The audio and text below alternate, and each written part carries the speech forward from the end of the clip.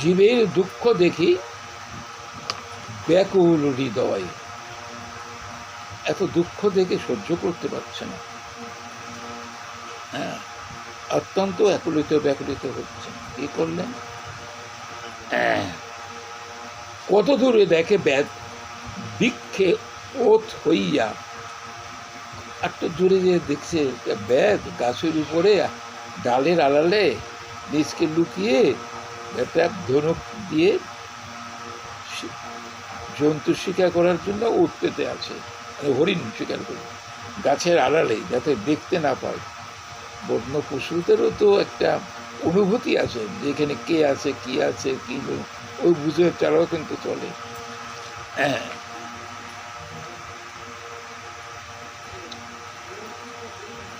মৃগ মারিবারে আছে বান জুড়িয়া, বান জুড়িয়ে আছে, মৃগকে একটা মারবে। এই শ্যামবর্ণ তার চেহারার কি বিকট চেহারা, শ্যামবর্ণ মানে অর্থাৎ কালো, আর রক্ত নেত্র মহাভয়ঙ্কর, চোখ দুটো বড় বড়, একেবারে রক্তের মতন দেখছে, লাল চক্ষু যদি দেখা যায় চারদিকে, এরকম একটা বিকট চেহারাও দেখে না। নির্দয় লোকের যা হয়ে থাকবে, কিছু কিছু লোকের দেখলেই, চেহারা দিকে তাকালেই দেখবেন যে লোকটার ভিতরে কোনো মায়া দয়া বা বলতে কিচ্ছু নেই, নির্দয় এগুলোকে বলা হয়।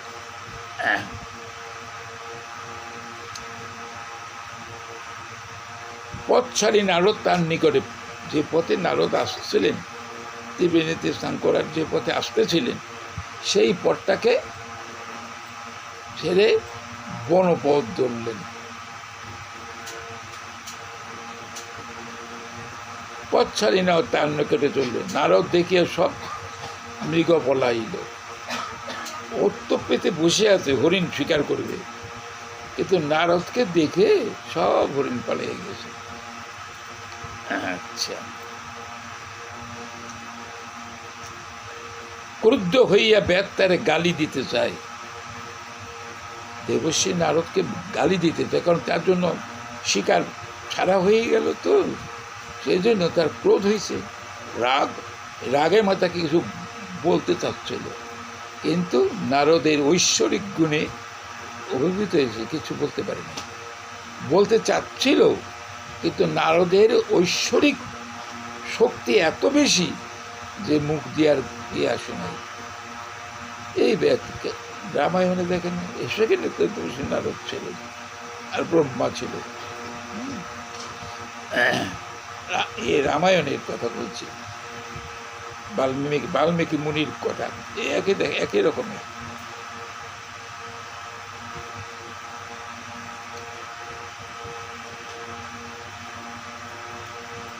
নারদ প্রভাবে গালি মুখে না বাহিরা।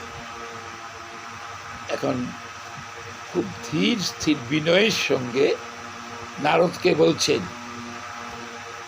গোসাই, তার মুখ দিয়ে আবার গোসাই আসলো, গোসাই প্রমাণ পথ ছাড়ি কেন আইলা? যে পথে লোক চলাচল করে সে পথটা ত্যাগ করে তুমি কেন আসলে এই পথে কেনটা আসলে? আসলে কি কৃপা করার জন্য আসছে, বেদের মনোবৃত্তিকে পরিবর্তিত করে একটা পরম ভক্তিময় জীবন দান করার জন্যই তিনি ওই পথটা দিয়ে আসছেন। তোমাদেরকে মোর লক্ষ্য মৃগপালাইল। বেদের আক্রোশে তখন ভগবান আমাদের দেবর্ষী নারদকে বলল, তুমি যে পথে চলাচল হয়, যে পথ ত্যাগ করে তুমি কেন এই পথে আসলে? তোমার কারণের জন্য আমার শিকারগুলো সব ছুটে চলে গেল। বলে পথ ভুলি আইলাম পুচিতে, নারদ কহে। নারদ বলতেছে, আমি যে পথে চলাচল করে সেই পথ ত্যাগ করে কেন তোমার কাছে আসলাম? আমার একটা প্রশ্ন জাগছে মনে, আমার মনে একটা প্রশ্ন জাগছে। কি জাগছে? মনে এক সংশয় হয় তাহা খণ্ডাইতে। আমার মনের ভিতরে একটা সংশয়, একটা সন্দেহ, এই সন্দেহটা নিরসন করার জন্য তোমার কাছে আমি আসছি। আমি অন্য কারণে তো কিছুর জন্য আসিনি। আমার ভিতরে একটা সংশয় আছে, সন্দেহ আছে, সেই সন্দেহটাকে খণ্ডন করার জন্য তোমার কাছে আমি আসছি। পথে যে সুকর্মী জানি তোমার হয়, আমি জানি পথে যে শুকর এবং মৃগ এগুলো পড়ে রয়েছে তোমার, আমি বুঝতে পারছি। নারদ কহে, যদি জীবে মারো তুমি বান, অর্ধ মারা কেন, কেনে নালাও প্রাণ, তুমি তাকে অর্ধভাবে মারো কেন? যদি জীবকে তুমি হত্যাই তো সরাসরি হত্যা করলে তোমার কোনো অসুবিধা তো নেই, মেরে ফেললে, কিন্তু তাকে সেইভাবে না মেরে অর্ধামৃত অবস্থায় কেন তুমি রাখো? এই প্রশ্ন, এর সংশয়ের জন্যই, নিরসনের জন্য তোমার কাছে আমি আসছি। দেখলাম শূকর, হরিণ আর একটা মৃগই মানে হরিণ, এগুলো পড়ে রয়েছে, যে এগুলো মৃত্যু যন্ত্রণায় ছটফট করতেছে, তুমি তাদের একেবারে মারো না কেন? একেবারে মারো না কেন? ব্যাস, তোমার যখন এটা মারো না কেন? দেখেন কি রকম নির্দয়, পরের পরেরগুলো শুনলে পরে যে এরকম হয় আর এইরকম নির্দয় নিষ্ঠুর ব্যক্তি কিভাবে একজন মহাবৈষ্ণবে পরিণত হল? কিভাবে সে একজন মহাবৈষ্ণবে পরিণত হল? ছেড়ে দিল সব কিছু। এই জন্য শুদ্ধ কৃষ্ণ ভক্তি সঙ্গ করলে আপনাদের সংসারের প্রতি যে মোহ আসক্তি, এগুলো দূর হয়ে যাবে। যদি একজন শুদ্ধ কৃষ্ণ ভক্তের সঙ্গ পান, তাহলে আপনাদের যে সংসারের প্রতি মায়, কারণ সংসার তো সবারই আছে, একদিন এই সংসার ত্যাগ করে নিঃসঙ্গ অবস্থায় চলে যেতে হবে। একদিন তো চলে যেতে হবে, থাকতে তো পারবো না, আমাকে কেউ ধরে রাখতেও পারবে না। যাদের কারণে আমি কৃষ্ণ কথা শোনা আমার ভাগ্যে হয় না, অনেকে নানা রকম অজুহাত দেয়, কিন্তু এই অজুহাতের তো কাজ করবে না কিচ্ছু। আপনার এই যে কৃষ্ণ বিমুখতা, কৃষ্ণের না শোনা যায় একটা স্পৃহা, এটা কেন হয়? ওই একই কারণের জন্য। মায়ামোহ সকলের আছে, মায়ামোহ কেউ ত্যাগ করতে পারে না, কেউ ত্যাগ করতে পারে না। খুব উচিত যারা খুব নিষ্কিঞ্চন পরম ভক্ত, দেখেন তার কাছে কৃষ্ণ সেবা হলো প্রধান কর্তব্য, গোবিন্দকে সেবা করাটাই তার প্রধান কর্তব্য, এটা হলো মুখ্য, আর বাকিগুলো গৌণ। গোবিন্দের সেবাটা নিয়ে থাকে, যত বিপদ আপদ আসুক, যা কিছু আসুক, দেখবেন তার কাছেই বসেছে, তাকেই স্মরণ করেন, তার কাছে তার যাবতীয় যা কিছু আরতি হারক তো গোবিন্দ আমার, সব দেখা যাচ্ছে।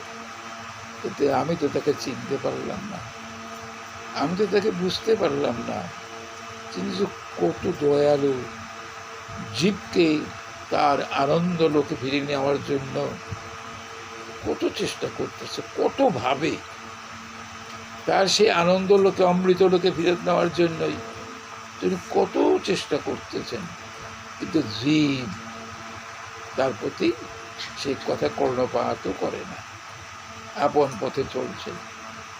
একদিন তো স্মরণ করতে হয়, একদিন তো স্মরণ করবেন, সবাই এটা করবে।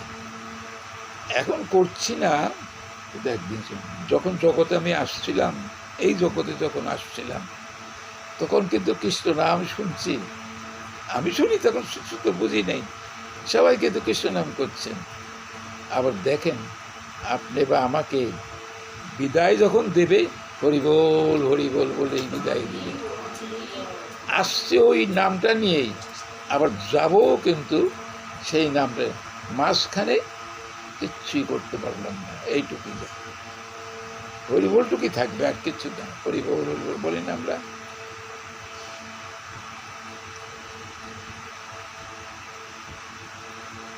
তুমি যা বলছো ঠিকই বলছো, বেদ কহে যেই কহ সেই নিশ্চয়, সেটা আমারই, আমি করছি। নারদ কহে যদি জীবে মারো তুমি বান, জীবে যদি মারো তুমি বান, অর্ধ মারা করো কেন না লও পরাণ, তাকে অর্ধামৃত করে রাখো কেন? সে যন্ত্রণায় ছটফট করে, তাকে একবারে মেরে ফেলে দাও না কেন? যখন তোমার এটাই পেশা, তুমি এর করো কেন? বেদ কহে শোনো গোসাই, মৃগারি মোর নাম, মৃগের অরির নাম হলো, অরি মানে শত্রু, মৃগারি তার নাম হয়, মৃগারি মানে মৃগের অরি, মৃগের শত্রু, যেটা অরি মানে শত্রু।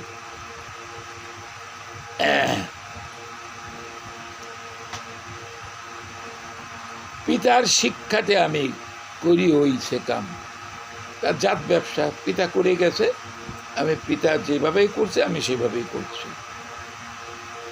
পিতার শিক্ষাতে আমি করি ওই কাম, পিতা আমাকে বলছে এইভাবে এইভাবেই করতে।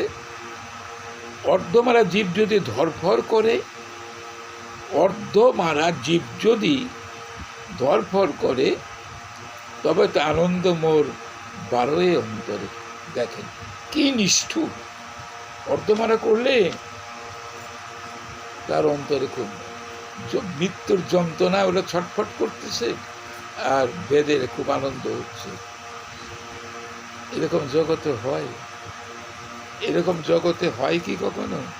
একজন মৃত্যুর যন্ত্রণায় ছটফট করছে, আরেকজনকে দূরে বসে এসে উপহাস করবে বা হাসবে, এটা কি হয় কখনো? নিষ্ঠুর প্রকৃতির লোক যারা, একেবারে যাদের মধ্যে কোনো মায়া দয়া বলতে কিছু, নিষ্ঠুর নির্দয় যারা, তাদের এই কাজ করে।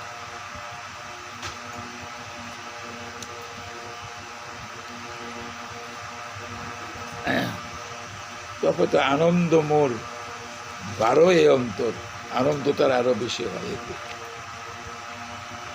নারদ কহে এক বস্তু মাগি তোমার স্থানে, একটা বস্তু তোমার কাছে আমি চাই।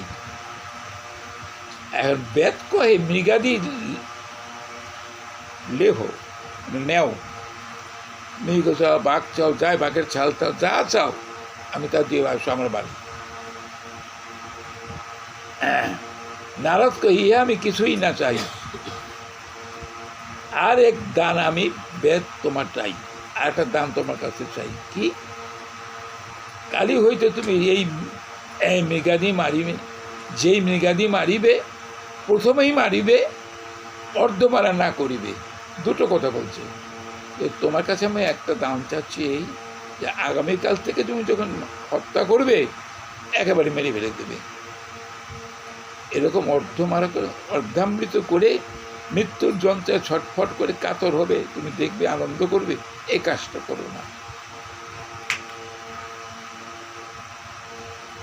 এটা চাচ্ছে, বললে কি হয়ে যাবে? আমি যদি একজনকে বলে যাই তুমি এই কাজ করো, এটা এই কাজ হলো মহাপাপের কাজ, আমার কথা কেউ শুনবে? আপনারা বলেন যেটাই যারে তাকে বলেন, কেউ শুনবে না, কারণ আমার তো সেই শক্তি সঞ্চয় করতে পারি নাই। যে শক্তি বলে আমি তাকে বলবো যে তুমি এই কাজটা হলো মহাপাপের কাজ, এই কাজ করো না, কথা শুনবে না। তাহলে কি হবে? আমি বা আপনারা যদি কিছু ঐশ্বর্য দেখাতে পারেন, ঐশ্বরিক ক্ষমতা যদি দেখাতে পারেন, তাহলে কিন্তু সে তখন চিন্তা করবে, পরিবর্তন হবে। কিন্তু সব জায়গায় এগুলো সম্ভব হয় না। নারের মতো ভক্তশ্রেষ্ঠ দীপকে তার ঐশ্বরিক ক্ষমতা অসীম, অনন্ত। আমি একটা ক্ষুদ্র, যে আমার তো কিছুই নেই, মুখে খালি বলবো যে তুমি এটা করো না, কথাও শুনবে না। সেই জন্য শক্তি সঞ্চার করা যায়। এগুলো সব ভজনের মধ্যে আসে। ভজন যাদের একেবারে একনিষ্ঠতা হয়, তাদের এগুলো, তাদের অসীম ক্ষমতা, যা বলবে তাই হবে।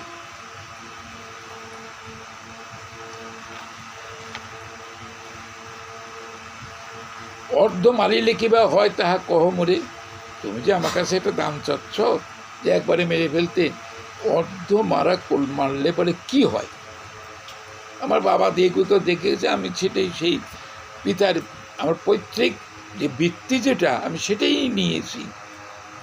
আর তুমি বলো কি হয়, বলো আমার কাছে, বলো কি হয়, আমি যে অর্ধমারা করি এতে কি হয়? এখানে বলতেছেন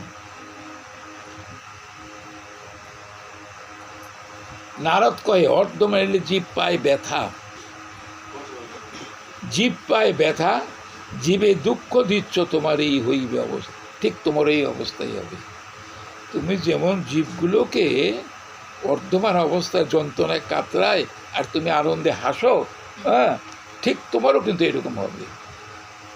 আবার এই জীবগুলি তোমাকে এরকম কাজ করবে। ব্যাধ, তুমি জীব মারো, এ অল্প পাপ। তো যদি একবারে মেরে ফেলে অল্প পাপ হয়, কিন্তু পদার্থনা দিয়ে মারো, অর্থাৎ যন্ত্রণা দিয়ে যে মারো, যন্ত্রণা দিয়ে যে মারো, এ পাপ অপার। যেহেতু মেরে ফেলে তো একটা পাপ অল্প হয়। আর তারে যদি নিষ্ঠুরভাবে যন্ত্রণার কাটাচ্ছে আর তুমি আনন্দ হাসতেছ, এই আরো অনেক বহু পরিমাণে পাপ হয়। কদর্থিয়া অর্থাৎ যন্ত্রণা দিয়া মারিয়াছ জীবেরে, তারা তো ইচ্ছে তোমায় মারিবে জন্ম জন্মান্তরে। তুমি তো মানে এখানে মারতেছো এদের এইভাবে যন্ত্রণা দিয়ে তাকে হত্যা করতেছ, জন্মান্তরে তোমাকে তো এমনিভাবেই হত্যা করবে, এরাই হত্যা করবে। এই কথাটা কি বিশ্বাসযোগ্য হবে? ঠিক দেখবেন, ঠিক বিশ্বাস যে কর্মফল ভোগ করার জন্য জীবটা আসছে, এবং যার কাছে যে মারে সেই জব, তার প্রাক্তন কর্মফল সব শেষ, তার শেষ হয়ে যাবে, থাকবে না। বাল্য হইতে এই আমার কর্ম, কেমন তরিমুমুই পরমধম। এখন নারদের কথায় মন গলে গেছে, নারদের কথা কিন্তু মন গলে গেছে। নারদের সঙ্গে বেদের মন প্রসন্ন হইল, এই জন্য সৎ সঙ্গের প্রভাব হলো এটা, সাধু সঙ্গের প্রভাব হইল এটা। তার কাছে গেলে পরেই আপনার লুপ্ত কৃষ্ণ স্মৃতি ঠিক উদ্দীপিত হবে। যে স্মৃতিটা আপনার অবলুপ্ত, অর্থাৎ ভিতরে রয়ে গেছে, প্রকাশ পাচ্ছে না, যে কারণের জন্য আপনি কৃষ্ণের চরণে নিজকে নিবেদিত করতেও পারছেন না, এটা কিন্তু একটা কৃষ্ণ ভক্তের সঙ্গে দেখবেন আপনার এটা চলে আসবে, আপনার ভিতরে যে এটা প্রকাশিত হবে।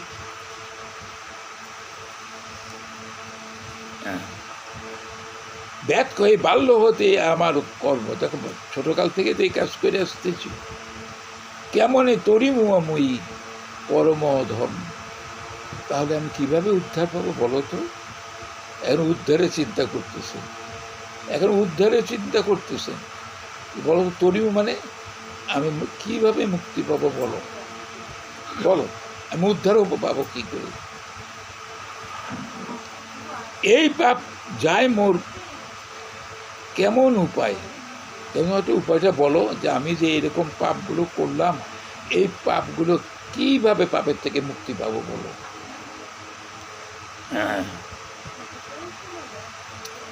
নারদ কহে যদি হয় ধরো আমার বচন, আমি যা বলি তুমি যদি আমার পরামর্শ বা আমার কথা শোনো, তবে সে করিতে পারি তোমার মোচন, তবে আমি তোমার এই জন্ম জন্মান্তের এই যে অপরাধ, এই যে মহাপাপ, আমি তোমাকে উদ্ধার করে নেব।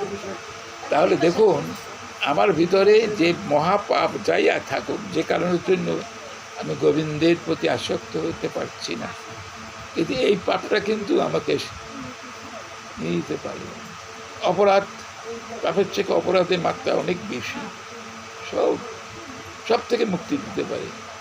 একজন কৃষ্ণ ভক্ত ইচ্ছা করলেই আপনি বা আমার যত পাপ অপরাধ আছে সে আমাকে নিস্তার করে নিতে পারবে, এত তার শক্তি।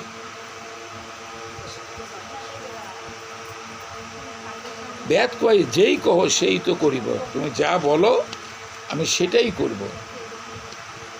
নারদ কহে ধনুক ভাঙ্গ, যে ধনুক তুমি স্বীকার করো, এই ধনুকটা ভেঙে ফেলে দাও, তারপরে তবে সে কইব, ধনুকটাকে ভাঙো, তারপরে তোমার বলবো, আমি তোমার উদ্ধারের উপায়টা আমি বলবো, তাকে ধনুকটা ভাঙলো। যে ধনুক দিয়ে তুমি খাড়া করে দেন না, খাড়া করে ঘুরিয়ে দেন, হ্যাঁ, সেটা হলো আপনার, আমি তোমাকে তো বলবো পরে। ব্যাত কয় ধনুক ভাঙলে বর্তিব মানে, এখন ব্যাত কয় বর্তিব মানে আমার সংসার চলবে কী করে? আমি ধনুক যদি ভেঙেই ভাই, পশু তো শিকার হবে না, তাই বর্তমানে আমি তাহলে সংসার চালাবো কেমন করে? এই হলো প্রশ্ন। যেটা দিয়ে আমার জীবিকা আহরণ করে থাকি, সেটা যদি ভেঙে ফেলে দেই, তাহলে আমি আমার জীবিকা চলবে কেমন করে? যেমন প্রশ্ন, সেটা ঠিকই। যিনি যে কাজে কর্ম করেন, সেই কর্মকে যদি ছাড় দিয়ে যদি বলে, একটা প্রশ্ন, একটা সুন্দর গল্পের কথা কই শুনুন। আগে বলতাম, এখন আর মনে পড়ে না। গুরুদেব আসছেন শিষ্যের কাছে, শিক্ষা নিচ্ছে। দীর্ঘদিন গুরুদেব বলছে, দেখ রে, তোর তো অনেক বড় সংসার, তোর তো এই সংসারের বিশেষ প্রয়োজন নেই, তুই কেন খামাখা এই সংসারের মধ্যে পড়ে রাখি? এত তোর জমি জমা, ছেলে পেলে, তুই কাজ করিস কেন? চল আমার সাথে, চল আমার সাথে চল। এ বলছে, গুরুদেব, ছেলে পেলেরা এখনো সেরকম বড় হয় নাই, বিয়ে শাদি দেই নাই, আমি এখন যাই কেমন করি? হ্যাঁ, তো কী করবি? বলে, ছেলে পেলে বিয়ে শাদি দিয়ে আমি আপনার সাথে যাব। যাবি তো? দীর্ঘকাল পর আবার গুরুদেব আসছে, কিরে চল তাহলে। গুরুদেব, কেবল বিয়ে শাদি দিতে, ছেলে পেলে হয় নাই, এই এখনই যাব, এরা তো নাবালকের মতোই, তো একটু পরে আমি যাচ্ছি। এই করতে করতে নানান রকমভাবে নানান ঝামেলা, এইটা নাই ওটা নাই সেটা দিয়ে নানানভাবে বুঝিয়ে টুঝিয়ে আর যায় না। এখন মৃত্যুর মুখোমুখি সময় চলে আসছে, মরে যাবে। গুরুদেব এসে উপস্থিত, গুরুদেব এসে উপস্থিত, তখন বলছে, দেখ রে, তোকে কতবার বললাম, তোর শক্তি সামর্থ্য থাকতে আমার সাথে চল। এটাই বলে গুরু, তুই আমার সাথে গেলি না, এখন তোর এই অবস্থা, মৃত্যুর মুখোমুখি, এখন আর তোর কি হবে? তোর মৃত্যু অবশ্যম্ভাবী হবে, মরেই গেল, মরে গেল। এখন মরে যে, আমাদের গীতার ভাষ্য আছে না, যে দেখুন, জং জং বাপি শরং ভাবম ত্যাজ্যতি অন্তে কলেবরম তম তমেব কন্তীয় সদা তৎ ভাব ভাবিত। যিনি ঠিক যেভাবে থাকেন, সেই ভাব অনুযায়ী একটা দেহ পেয়ে যাবেন মৃত্যুর সময়। মৃত্যুর সময় যে চিন্তাটা বা যে ভাবনাটা করবেন, সেই ভাবরূপ একটা দেহ পাবেন, অন্য দেহ পাওয়া যাবে না। কৃষ্ণ চিন্তা করলে কৃষ্ণ পাওয়া যাবে, বিষয়ে চিন্তা করলে বিষয় পাবেন। এইটাই স্বাভাবিক, অস্বাভাবিক বলতে কিচ্ছু নেই। এখন গুরুদেব বলছে, কি রে, এখন কেমন? অন্তর্যামী তো? তারপরে কিছুদিন পর এই মৃত ব্যক্তি কি হয়েছে জানেন? একটা গাভী হয়ে গেছে, গাভী, গরু। তা আবার আসছে গুরুদেব, আরে এখন তো গাভী হয়েছিস, কত ডাকলাম গেলি না, তাই এখন চল তাহলে আমার সাথে। গুরুদেব, যাব, কি করে যাব? এই ছেলে পেলেগুলো নাতি নাতকুর হয়েছে, ওরা দুধ পাবে কোথায়? হ্যাঁ, সেই জন্যই গেল না। আচ্ছা, আবার দেখা কিছুদিন পর আসছে, তখন কুকুর হচ্ছে, কুকুর। পরিণতিটা কি হয় দেখেন, এ কিন্তু মহারাম ঠাকুরের গল্প। কুকুর হয়ে গেছে, আহ, তখন আবার আসছে গুরুদেব, দেখ এখন তো তুই কুকুর হলি, এখনও চল আমার সাথে। বলে, প্রভু যে আমি যে যাব, ছেলেমেয়েরা সারা রাত দিন খেটে রাতে ঘুমিয়ে থাকে। হরে কৃষ্ণ, ঘুমিয়ে থাকে। তো অনেক চোর চট্টতা আছে, চুরি করে নিয়ে দেবে, তাই আমি পাহারা দেই। খুব ভালো করছিস তুই, তুই আর যাবি না, আমি বুঝতেছি। বলে, এত মায়া যে তুই আর যাবি না। আচ্ছা ঠিক আছে, তোর মুক্তির পথ আমি করতে চাই। আমার লাগবে না মা, আমি তোর মুক্তির পথ করে দিচ্ছি, দাঁড়া। এরপর জন্ম নিছে একটা সাপ হয়ে, সাপ হয়ে জন্ম নিছে। হ্যাঁ, তো গুরুদেব আবার আসছে, সবই তো জানতেছে। তো আইসা ছেলে পেলেদের বলতেছে, দেখো তোমাদের ধানের গোলা একটা তোকে সাপ আছে, বিষাক্ত একটা সাপ আছে। সেই সাপ কোন গোলায়?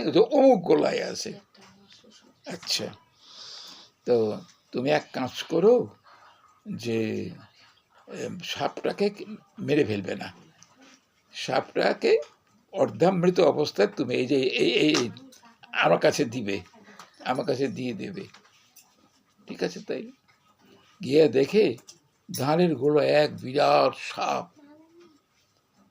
তো সাপ দেখে লাঠি টাঠি দিয়ে খুব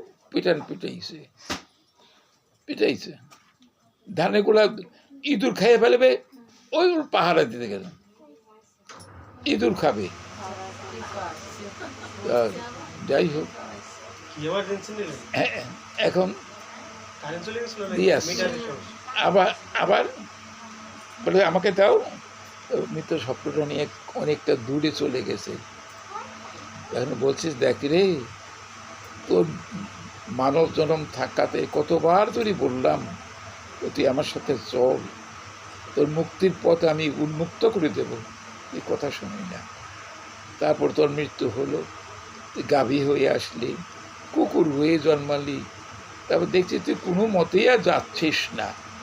তা আমি তোর যাওয়ার পথ একটা করে দিয়ে গেলাম, যে এবার যাতে তুই আমার সাথে যাস।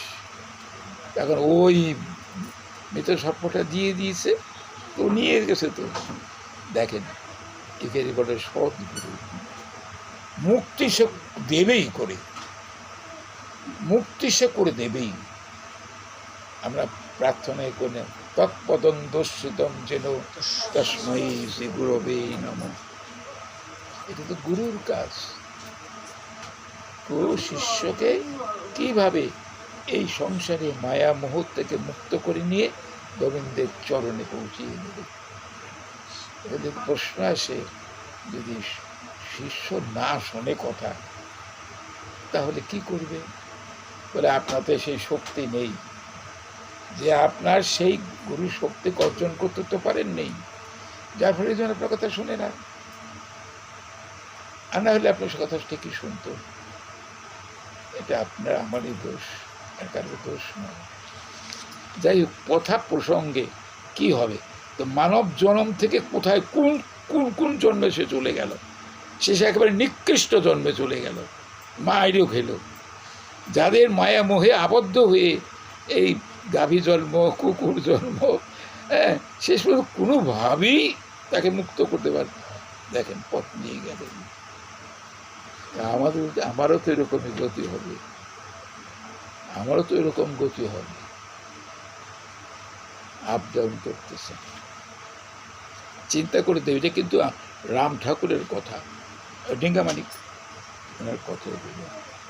মহতেরা যা বলে গেছেন সেগুলো ঠিক, এটা আমাদের জীবনে দৈনন্দিন প্রযোজ্য। এগুলো বুঝে নেবেন।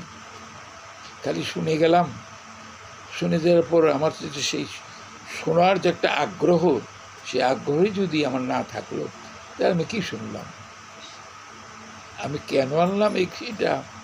আজকে আমার কথা ছিল মহাপ্রভু, এইটা বলতেছিলাম। তো আমাকে দেখে একটা সৎসঙ্গের প্রভাব সম্বন্ধে আপনাদের কাছে বলি, যে একটা শুদ্ধ কৃষ্ণ ভক্তের সঙ্গ করলে এই সঙ্গের প্রভাবে আপনার গতিটা কী হবে, জীবনের গতি আপনার পরিবর্তন হয়ে যাবে, জীবনের গতি পরিবর্তন হয়ে যাবে, আসক্তি আর থাকবে না, কর্মে কর্মে বৈরাগ্য আসবে, বিষয়ের প্রতি একটা আপনার বিরাট ভাবনা আসবে, তখন আর কিন্তু আপনার এতটা আসক্তি থাকবে না।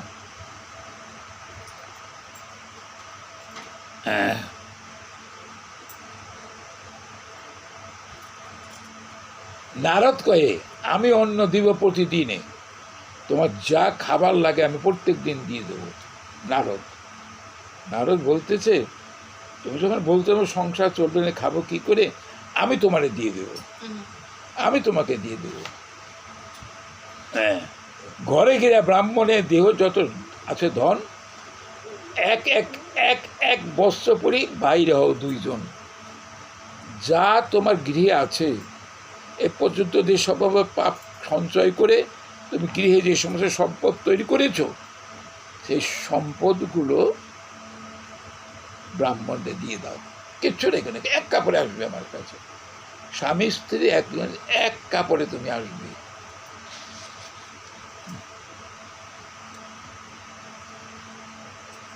নদী তীরে একখানি কুটির করিয়া তার আগে এক পিণ্ডি তুলসী রোপিয়া, মানে একটা তুলসীর মঞ্চ, তুলসী পরিক্রমা করো তুলসী সেবন। এই বৃন্দারানী কিন্তু অনেক কৃষ্ণ ভক্তি, তাকে সখী, তো গোবিন্দের সখী, বৃন্দে কৃপা করলে পরে কৃষ্ণ ভক্তি আপনার হবে।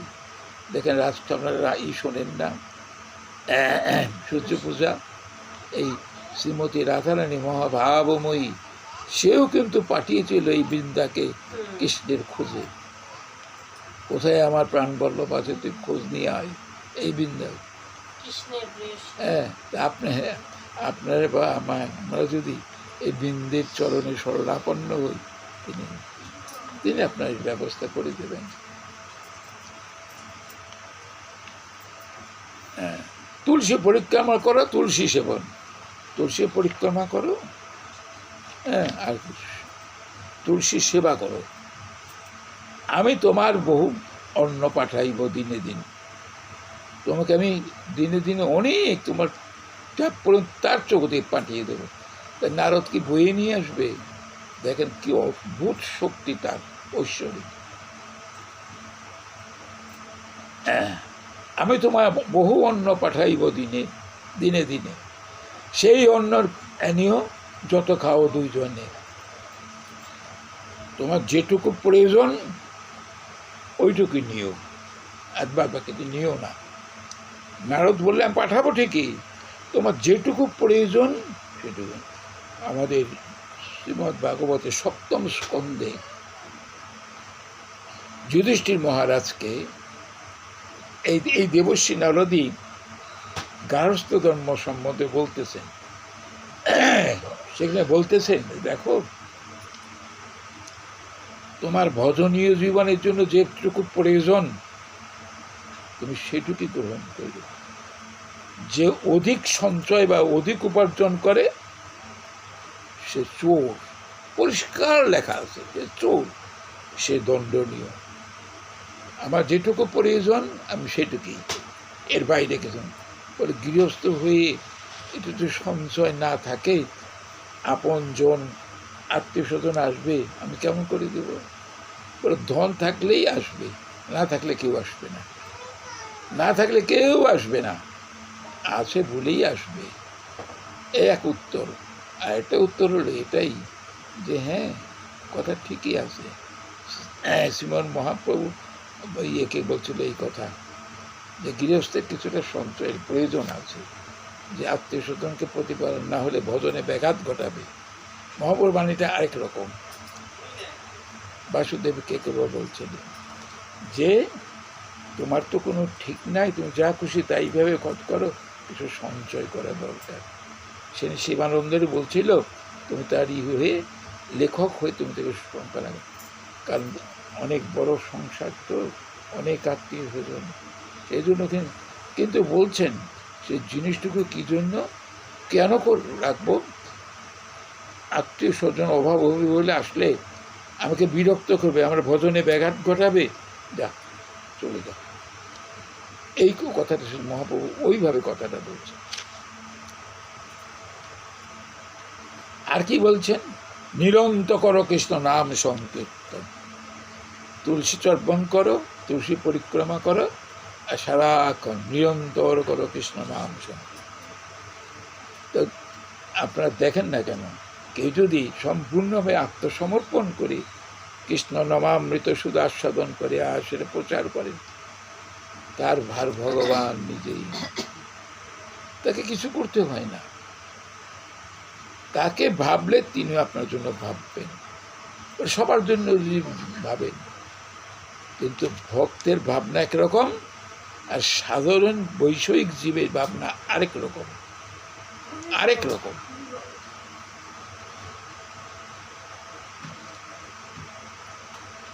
আমি যে পাঠাবো অন্ন, তো দুজনে যেটুকু খাও সেটুকুই নিও, আর অতিরিক্ত কিছু রাখো না।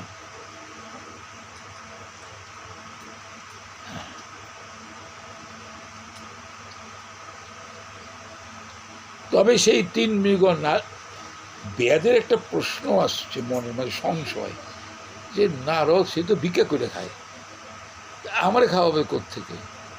সে তো ভিক্ষা করে খায়, নারদ ভিক্ষা করে খায়, হরিনাম করে ভিক্ষা করে খায়, যে ভিক্ষা করে খায় আমাদের কি করে পাঠাবে? এটা সংশয় ছিল। দেবশ্রী নারদ অন্তর্যামী না, বুঝতে পারছেন না?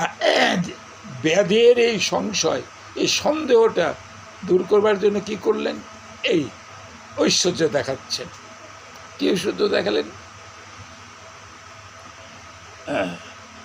তবে সেই 3 মৃগ নারদ সুস্থ করিল, মন্ত্র বলে সুস্থ করে দিল। সুস্থ হইয়া 3 মৃগ ধাইয়া পালাইল। এখন পালিয়ে গেল, সব মরার অবস্থা ছিল, পালিয়ে গেল।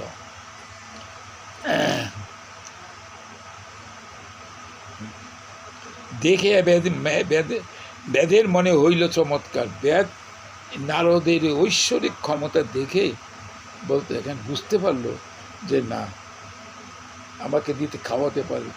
যার ঐশ্বরিক শক্তি বলে আমার মৃত্যু অর্ধামৃত 3টা জীব চলে গেল সুস্থ হয়ে, তা আমাকে নিশ্চয়ই এটা বিশ্বাস আসলো।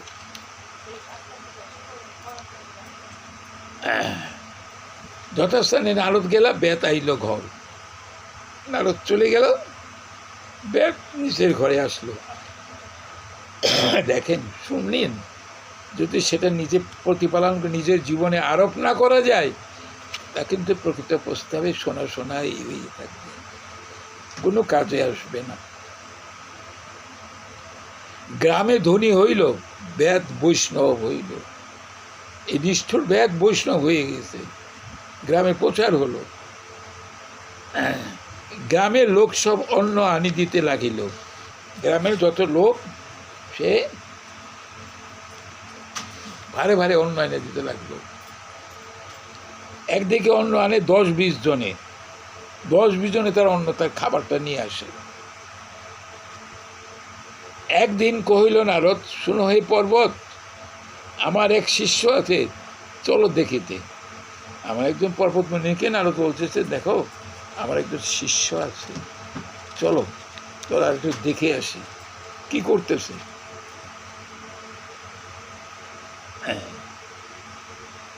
তবে 2 ঋষি আইলা সেই ব্যাসস্থানে, দূর হইতে বেদ পাইল গুরুর দর্শনে। দূর থেকে বেদ দেখতে পেলেন যে গুরুদেব আসছে, দূর থেকে কিন্তু দেখলেন। কিন্তু আস্তে ব্যস্তে ধাইয়া আইল, পথ নাহি পায়, পথে পিপিলিকা ইতি উতি ঘরে পায়। তাড়াতাড়ি যে গুরুদেবের চরণে প্রণাম করবে, তার পারতেছে না। কেন? ভয় যে পিঁপড়া টিপড়া পথে আছে, তো পায়ের তলায় পড়লে ওগুলো মারা যাবে। দেখেন কি ছিল, আর এখন একটা পিঁপড়া পায়ের তলে পড়ে মরবে, সে ভয় পাইতেছে। তাহলে কি ক্ষমতা তাকে দান করছে, আর তার হৃদয় ভিত্তি কিভাবে পরিবর্তন চিন্তা করা যায়। চৈতন্য চরিতামৃতে যে এই জিনিসগুলো দিল কি জন্য? সৎসঙ্গ করুন, সাধুসঙ্গ করুন। লবমাত্র সাধুসঙ্গ সর্বসিদ্ধি হয়। সময় সামান্য। শঙ্করাচার্য তার মোহমুদ্গারে বলছেন, ক্ষণপি সজ্জন সঙ্গতি রেখা। ক্ষণপি, এক ক্ষণ, সামান্য ক্ষণ। ভবতি ভবার্ণবে তরণে নৌকা। তুমি অনিশ্চিতভাবেই ওই দিয়েতে ভবনদী পার হয়ে যাবে। এখন একটু তাড়াতাড়ি শেষ করে দিচ্ছে।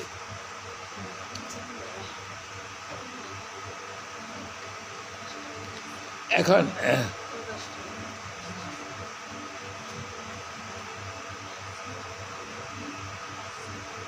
তবে সেই বেদ দোহা অঙ্গনে আনিল, নিজের যেখানে ছোট্ট কুড়ে ঘর করছে আর তুলসী পিণ্ডা করছে সেখানে নিয়ে আসলো। দুটো মানে পর্বতমুনি আনালো। কুশাসনে আনি দোহা ভক্তের বসাইল। কুশাসন এলেন, বসালেন। জল আনি ভক্তে তার দোহার পাক প্রক্ষালিল। তাদের পা দুটো প্রক্ষালন করলো, ধুয়ে দিলেন। ধুয়ে কি করলেন? সেই জলে স্ত্রী পুরুষ পিয়ে শিরে নিল, সেবা করলো, মাথায় দিচ্ছেন। এই জন্য দেখেন, দেখিটা এর ভিতরেই বেশি। এই যে বৈষ্ণব আসলে পরে তার চরণ ধোয়া, তার কি করা, এই জন্য গোবিন্দের মতো তাকে বুঝে পড়ায় কেন করে। এই উদ্দেশ্যটা, তার এই উদ্দেশ্যের জন্যই করে, তার অন্য কোনো উদ্দেশ্য নেই। কম্প পুলকশ্র এবং কৃষ্ণগুণ গাইয়া উদ্বাহু নিন্দকর বৎস উড়াইয়া। ঊর্ধ্ববাহু নৃত্য করে বসে, গুরুদেবের সামনেই কাপড় উড়িয়ে নৃত্য করতেছে, আর অশ্বসাত্ত্বিক ভাবের উদয় হচ্ছে। দেখেন কিভাবে এটা সম্ভব হবে, কি ক্ষমতা। এরকম ক্ষমতাবান পুরুষ পাওয়া খুব কঠিন। সবাই লোক, সব কিছুর প্রতি লোক।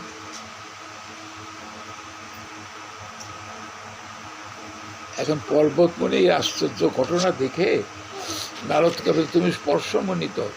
স্পর্শমণি লোহা ছুঁইলে পরে কি হয়? স্বর্ণে হয় না?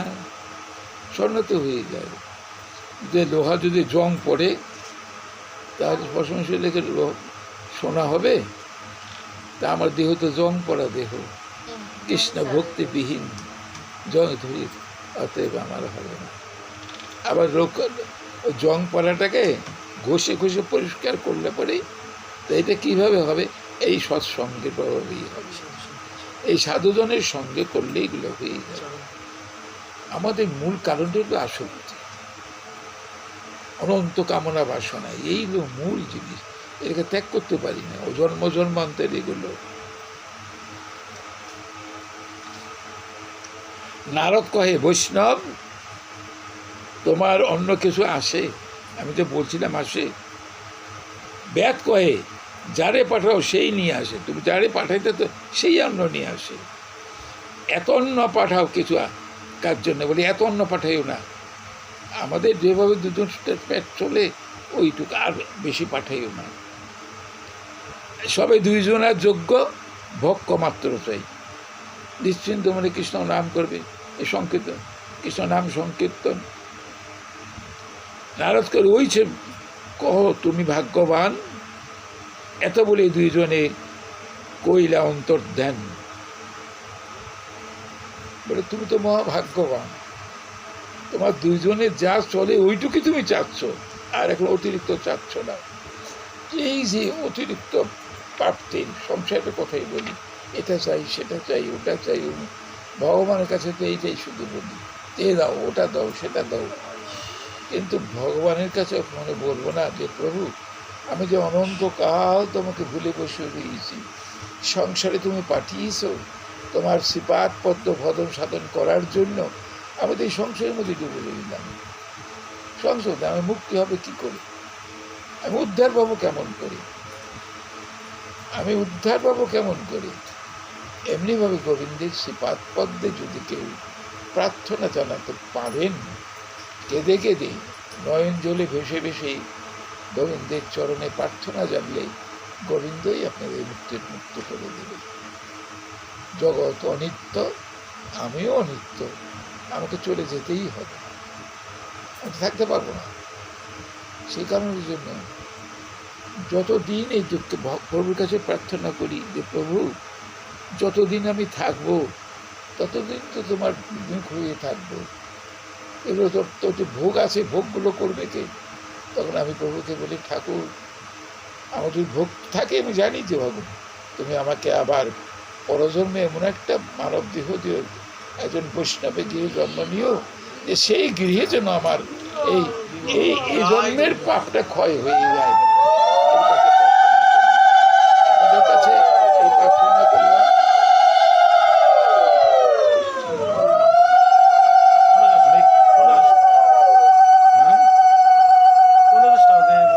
চৈতন্য চরিতামৃত কত কোন অধ্যায় এটা?